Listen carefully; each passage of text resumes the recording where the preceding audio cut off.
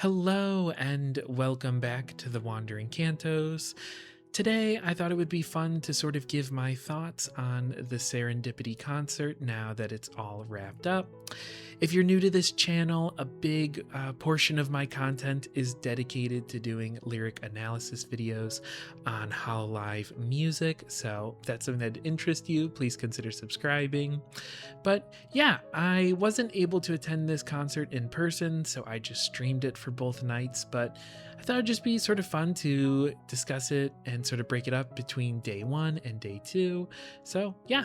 So starting things off, I thought that day one was amazing and it totally held up to the high standard that was set by All for One. Bit of background context about myself as a Hololive fan. I didn't really get into Hololive until around the time of Gargura's graduation. I think that stirred up so much like press and media attention that I just hadn't really heard of Hololive before that. And that kind of made me curious enough to check it out. So All for One was my first like EN concert to actually view and participate in while it was ongoing, and I really liked All for One, and so I was excited to see how Serendipity would occur, especially since it was in a different venue, etc. But I thought this one was really awesome, and some of the venue perks were really cool, like how there was flames actually shooting up around the talents as they performed. And then also in terms of production, I really liked the transitions and the sort of guest announcements that they did. I thought it was really cool how they combined the EN talents into sort of little groups that had their own names, and how they did the promotional skits beforehand where the talents were posting shorts that showed them in their pairings. I thought all of that was really, really cool. I also really liked how authentic and fun-spirited the MC interactions were, which sort of serve as little interludes between the performances. They were great last year with All for One, but they were super fun this year as well. And it was pretty fun because I felt like especially the Justice members felt a bit more confident in this performance, and they got to have a lot more fun.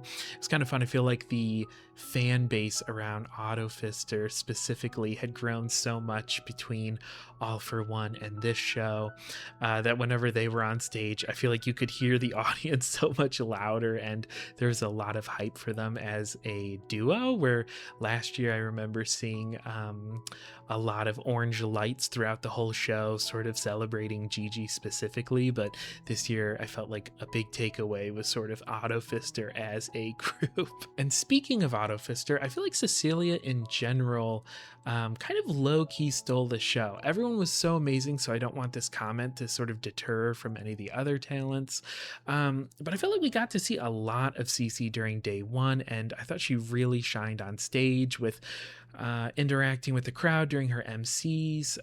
There was a whole moment where she was able to sort of get the crowd back in control when they all started chanting USA after Gigi did like sort of a faux performance of the national anthem, and they were also really flexible when what they were trying to do with some of the pen lights didn't work in the way they thought, but she was super flexible with it. And I also thought their like way of leaving by being a bowling ball and a bowling pin was just really iconic and fun.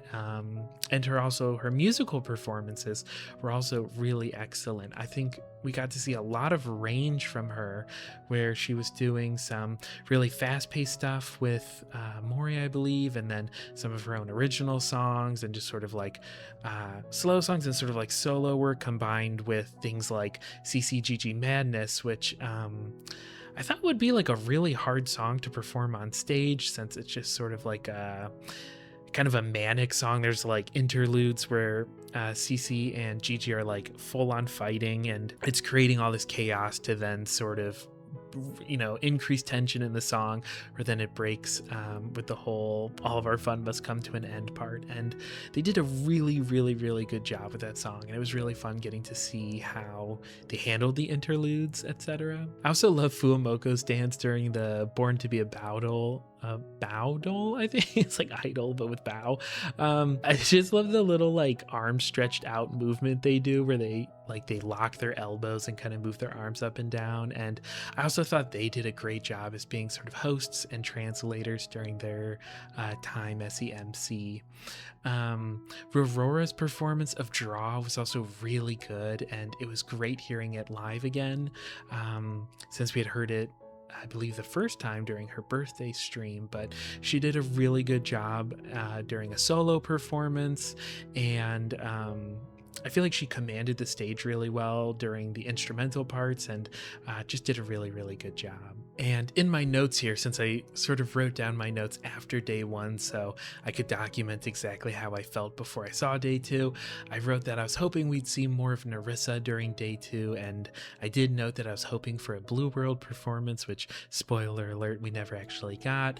But that being said, I have a lot to say about Nerissa for day two because she was in it a lot more. So speaking of day two, the entire concert was amazing, but I do think it's worth mentioning that the first part packed such a strong punch. It was like all really, really good songs, and there was also this really cool moment that I'm sure you've seen other people talk about, where Advent's Rebellion transitioned directly into Justice's Above Below, and it was a really, really cool moment since none of the other songs had such a smooth transition where it felt like Justice sort of just exploded on stage. Like right as Advent was sort of vanishing in their animation, Justice popped in at the same time. And I'm really hoping we get to see more transitions like that in future concerts. And obviously I don't want the same gimmick to be overdone, but I think there's a lot of room for creativity with playing with sort of how songs might lead into each other and things like that. I also feel like one of the most iconic moments in general from the whole Serendipity concert was Nerissa and Liz from their MC sort of whole sketch moment and their performance of A Cruel Angel's Thesis from Neon Genesis Evangelion.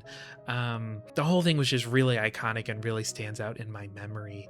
And speaking of the Evangelion song, I don't really know the ins and outs of securing permissions to cover a song for a live concert, but I imagine it would be really difficult since I know the talents have talked about how hard it is to get permissions just for like their karaoke's and things like that. So, you know, major props to them for going through the amount of paperwork required to do that. And also, just as sort of a random aside, that song is so weird because right when they started singing it, it felt so iconic, and I was like, you know, it was one of those where you like lean forward in your chair, sort of that like Leo from Once Upon a Time in Hollywood meme.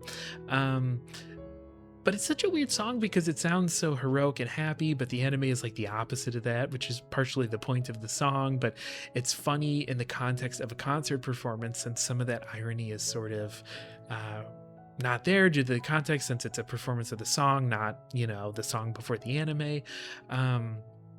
But it was funny because the first note got me so like hyped up, and I was like, oh my god, they're singing this song. And then the rest of the performance, I was mostly just remembering just how messed up that show is, but I won't say any more because I don't want to get, you know, into spoilers here. And unfortunately, I feel like the technical difficulties just have to at least be acknowledged. It's sort of the elephant in the room. You know, these kind of things happen all the time in all sorts of live shows. It's not like a Hololive exclusive thing. I mean, live IRL performances have stuff happen all the time. So I don't hold it against the team or anything like that. Mostly I just feel bad for Bibu and Kiara, since, you know, the MC moments especially seem to be the most magical because it's the most organic, and, you know, they're able to actually interact with the audience. So I'm sure they look forward to those moments a lot, and it's a bummer that they're sort of got cut short and I kind of got overshadowed by the technical difficulties. And, you know, I'm sure it was really stressful behind stage, since you also have to be concerned about like immersion breaks, and you don't want, you know, those glitches to occur with the rest of the show. So I basically just feel for the whole team and the production team and everyone. That was just, you know, sort of a major bummer. I'm really glad that we got another performance of Demon's Residence by Fuamoko. I had mentioned that in my predictions video. It was one that I really wanted to see, since we haven't seen it since their birthday live, which was quite a bit ago, and I know they've been really busy, and I know it's really hard to actually get these songs onto streaming platforms, but I've been wanting to rehear this song for so long.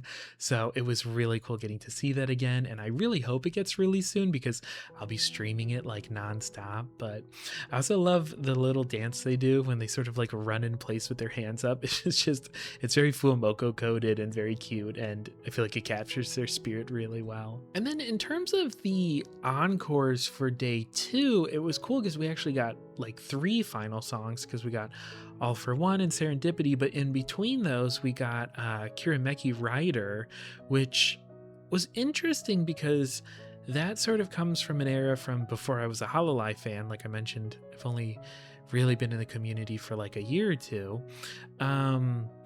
But I feel like there was probably a certain degree of context and significance to that might have been missed on me. So if anyone knows like the larger meaning of this song or the context around that song, I'd really love if you could tell me in the comments, since it felt significant that it was being performed during the encore rather than just being performed, on stage during the set list. So I kind of wonder if there was like a message there or a callback or something like that.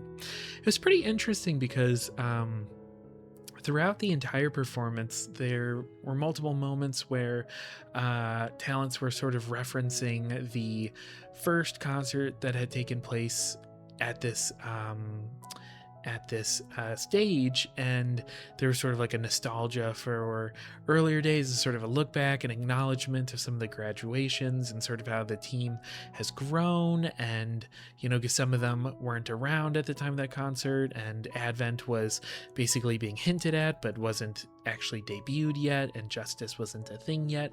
It was just very interesting hearing like that much sort of recollection being conducted during the performance. And I'm kind of wondering what you guys kind of thought about all of that. I don't know if there was sort of a deeper meaning to some of that, or there was some stuff going on behind the scenes, I know, sort of before this, with Mori kind of going on a hiatus. I just thought that was kind of interesting, and I'm sort of curious if anyone knows more than me about some of that stuff. But yeah, in general, I just thought this was, just amazing and excellent. I've already purchased All for One on a Blu-ray, and I definitely think I'm going to get this one as well. It was really fun having this occur over 4th of the July weekend, since I don't really have much to do usually during 4th of July, since apartment dweller. It's not like I can even be grilling in a backyard or anything like that. So yeah, I just thought this was really fun. It was magical, and I'm sort of still going through the sort of post-concert like emotional hangover where you kind of feel hollow and empty inside, especially because I know a lot of the talents are now sort of taking a little, well-deserved and earned break. But as a result, it's sort of like, all quiet on the internet front, if that makes sense. But this was super magical, and I'm so glad they always do it as 2 days, because after the first day it's like I need more. And so it's nice knowing you get day 2, because normally with concerts, it's just one and then they leave your city or whatever. But yeah, I'd love to hear your guys' thoughts on, what you thought some of the standout tracks were, standout moments.